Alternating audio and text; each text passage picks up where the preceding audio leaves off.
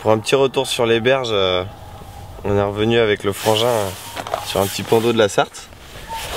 Pas très grand, il fait 3-4 hectares.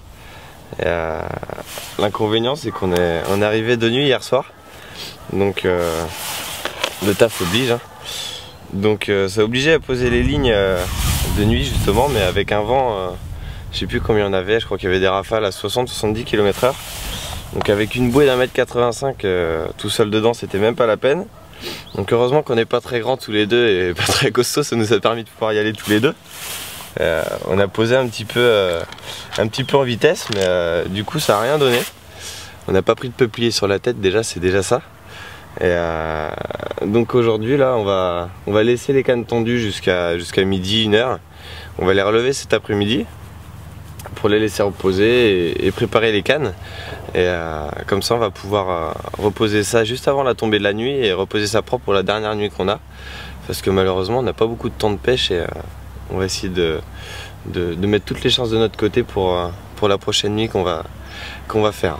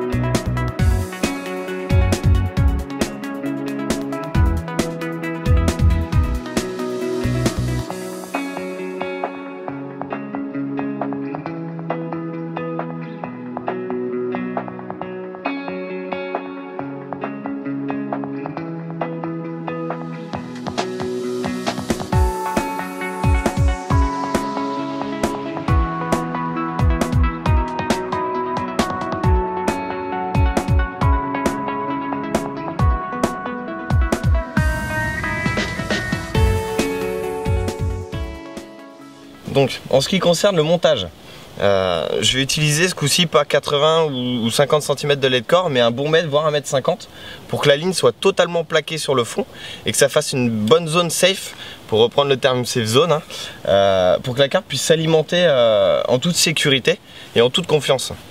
À celui-ci j'ajoute en fait, au lieu d'y ajouter un clip plomb standard, j'y ajoute un clip plomb hybride qui celui-ci est totalement fixe sur la ligne, hein. On voit l'émbryon qui est ici et la boucle de l'émbryon qui est de l'autre côté. Donc celui-ci ne peut pas du tout coulisser contre le lait de corps. Et ce qui fait que pour toutes les pêches d'obstacles, que ce soit dans les arbres morts, dans les herbiers, les choses comme ça, où le plomb risque de se bloquer et de condamner votre ligne et le poisson par la même occasion, celui-ci va libérer systématiquement le plomb et votre ligne, ce qui fait que vous pouvez reprendre le combat et sauver le poisson et d'ailleurs le faire. Donc c'est pour ça que sur ce genre de petits plans d'eau où souvent on a beaucoup de petits obstacles ou des arbres morts en bordure, je trouve ça vraiment pratique et ça m'a sauvé beaucoup de poissons. Derrière, alors on part sur un quick link, hein, tout simplement rajouter à l'arrière du clip plomb, tout simplement pour pouvoir changer rapidement de bas de ligne avec un link loop, hein, forcément. Le bas de ligne, lui, en end trap. C'est une end trap de 20 livres, hein, pour la pêche de plan d'eau. On a quand même de jolis poissons ici. Donc bordure, joli poisson, on va éviter de mettre du 15 livres quand même parce que ça pourrait faire un petit peu juste et avoir quand même une certaine résistance. Donc dénudé sur les 1 cm ou 2 juste avant l'hameçon pour pouvoir avoir une belle articulation qui elle est bien marquée grâce aux sinkers juste là. Donc je glisse sur le bas de ligne. Et derrière le montage tout simple, en fait, le cadet rig, donc avec le cheveu qui ressort juste un peu avant le nœud pour pouvoir avoir le cheveu bien sur l'arrière et l'hameçon qui est super bien présenté, qui pique vraiment bien. Et en parlant de l'hameçon, justement, j'ai mis un petit Weight Gapix, toujours pareil, hein, pour avoir un hameçon assez fort de fer et résistant pour éviter de se faire ouvrir sur un gros poisson. Et concernant les appâts, là c'est pas compliqué, un petit dumbbell sel pour compléter l'amorçage un peu coco que j'ai mis avec le chêne vie, etc. Je vous présenterai tout à l'heure. Et un petit grain de maïs plastique Corda, pareil, celui-ci aromatisé aux fruits, donc ça devrait pouvoir le faire pour cette nuit.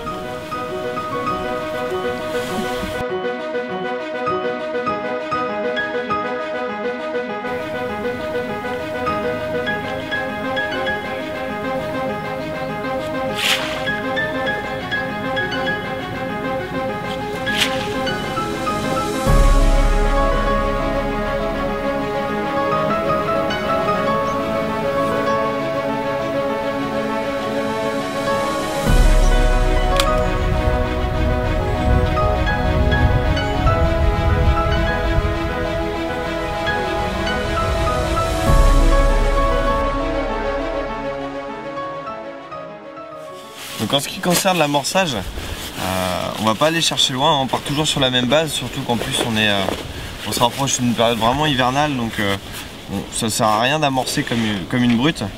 Donc toujours une base de chêne vie sur laquelle je rajoute quelques pelets The Cell, hein, étant donné que je pêche avec un parfum The Cell Mainline, on va mettre les pelets qui vont avec. Donc pareil, on en met un petit peu, ça sert à rien d'en mettre de trop. De toute manière on met à peu près une pelle et demie par canne en amorçage, pas plus, pour pouvoir aller en reposer un peu après si on a fait un run. Et donc par là-dessus de la farine pour que ça fasse de la particule. Donc là un stick mix à la coco, hein, méthode mix coco pardon,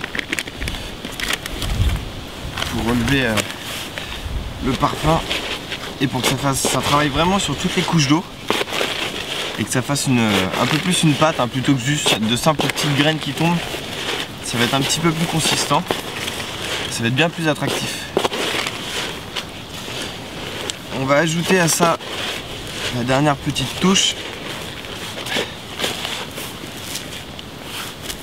un petit peu de maïs doux, indispensable, avec le jus, hein, faut pas hésiter, c'est super sucré. Ils adorent ça.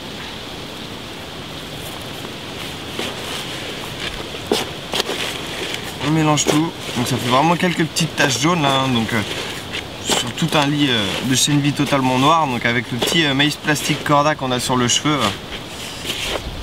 c'est vraiment noyé dans la masse et ça pêche vraiment super bien. Donc voilà, hein, un petit amorçage très simple mais qui fonctionne super bien sur n'importe quel type d'eau.